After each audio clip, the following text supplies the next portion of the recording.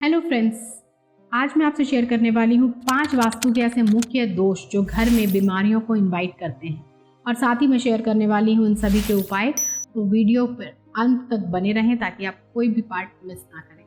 नमस्कार दोस्तों, मैं पारुल चंद्रवंशी आप सभी लोगों का एस्ट्रोलिम्स में बहुत बहुत स्वागत करती हूँ। और आज का जो टॉपिक है वो बहुत इंपॉर्टेंट है क्योंकि हेल्थ से रिलेटेड है ये। आजकल हम लोग बहुत सारे ऐसे खबरें सुनते रहते हैं जिसमें कभी हम सुनते हैं कि फ्रेंड्स में, अड़ोस में, पड़ोस में हेल्थ इश्यूज़ हैं, और कई बार हम इस तरह का भी सुनते हैं कि किसी फैमिली में एक के बाद एक करके सभी बीमार पड़ रहे हैं। मतलब हेल्थ का चैलेंजेस बहुत ज़्यादा है और वहाँ पे उनको कॉन्टीन्यूसली प्रॉब्लम्स आ रही हैं। वास्तुशास्त्र में हेल्थ से संबंधित समस्याओं के बारे में भी बहुत अच्छे से बताया गया है और ये भी बताया गया है कि क्या क्या सिम्टम्स होने से कौन कौन से हेल्थ के डिजीज़ हो सकती हैं, शारीरिक समस्याएं हो सकती हैं। तो शुरुआत करते हैं। सबसे पहले हमें ये जानना बहुत ज़रूरी है कि वास्तु में दोष जो है वो 2 प्रकार से मेजर तौर पर क्रिएट होते हैं। एक तो वो अगर आपका घर वास्तु के हिसाब से नहीं बना गया तो वो अपने आप में एक दोष क्रिएट करता है। एग्जाम्पल के तौर पर हम ये समझ सकते हैं कि नॉर्थ दिशा में यानी कि उत्तर दिशा में बाथरूम नहीं होना चाहिए, बट अगर किसी घर में उत्तर दिशा में बाथरूम है तो ये एक मेजर दोष है। दूसरा कैसे होता है, हम जाने अनजाने अगर हमने ही घर की कुछ इस तरह की व्यवस्था कर दी है तो वहाँ पर हम दोष क्रिएट कर देते हैं। इसी का एग्जाम्पल, इसको भी एग्जाम्पल के तौर पे ऐसे समझते हैं कि नॉर्थ दिशा जो है वहाँ पे ब्लू कलर होता है। अगर हमने वहाँ पर कुछ भी रेड कलर या येलो कलर के रूप में वहाँ पे व्यवस्थित कर दिया है तो हमने ये एक मैनुअल दोष क्रिएट किया है।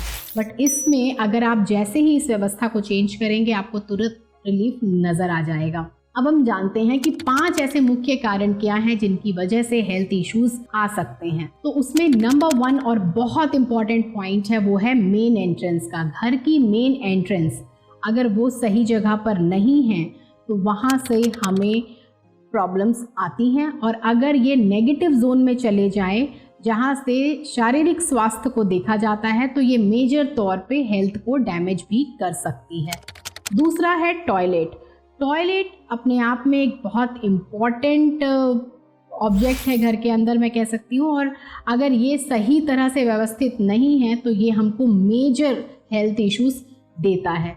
Number 3 kitchen. किचन बहुत इम्पॉर्टेंट सेक्शन है घर का क्योंकि यहाँ पर जो एनर्जी निकलती है वो है फायर की एनर्जी, और फायर की एनर्जी अगर व्यवस्थित नहीं होती है तो ये फायर हैजर्ड्स भी क्रिएट करती है। नंबर 4 कलर कॉम्बिनेशन अगर घर का सही नहीं है, वास्तु के हिसाब से नहीं है, तो समय आने पर ये कलर भी हमें परेशानी दे सकते हैं और वो भी स्वास्थ्य से जुड़ी हुई हो सकती है। नंबर 5 है कि अगर हमने घर की इंटरनल जो व्यवस्था है वो हमने अगर वास्तु के हिसाब से नहीं की, इसमें हम मेजर तौर पे ये देख लेते हैं कि हमने घर को कहाँ पे लोडेड रखना है और कहाँ पे अनलोडेड रखना है। अगर यहाँ पर हमने कुछ मिस्टेक की तो ये भी हमको बहुत बुरी तरह से हेल्थ के मामले में डैमेज कर सकता है। अब हम जानते हैं इनके उपाय।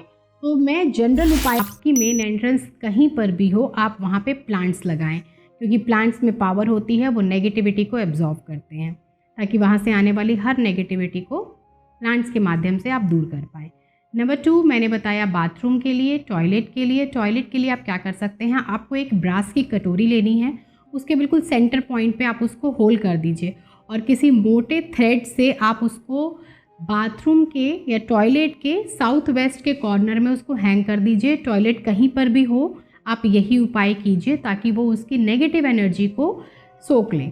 नंबर 3 किचन अगर वास्तु के हिसाब से नहीं बना हुआ है तो आप अपने घर के साउथ ईस्ट कॉर्नर पर एक दिया ज़रूर जलाएं, सुबह भी जलाएं और शाम को भी जलाएं। नंबर 4 कलर के लिए सबसे सेफेस्ट ऑप्शन है आपके पास कि आप पूरे घर में ऑफ वाइट कलर कर लें ताकि यहाँ से आपका वास्तु बैलेंस हो सके। नंबर 5 आपको इंटरनल व्यवस्था की ओर बहुत अच्छे से ध्यान देना चाहिए और नॉर्थ से लेकर साउथ ईस्ट के जोन तक या नॉर्थ से लेकर ईस्ट के जोन तक आप वहाँ पर जो भी हो वो लाइट वेट रखें, उसको जितना हो सके एम्प्टी रखें और वहाँ पे मतलब ब्लॉकेजेस क्रिएट ना करें। अगर फर्नीचर है तो वो नीचे से ओपन होना चाहिए, तो ब्लॉकेज क्रिएट नहीं करनी है आपको। तो ये 5 उपाय हैं, आप इनको फॉलो करेंगे तो भी आप बहुत हद तक आप देखेंगे कि आपको रिलीफ हो गया है। Thank you so much.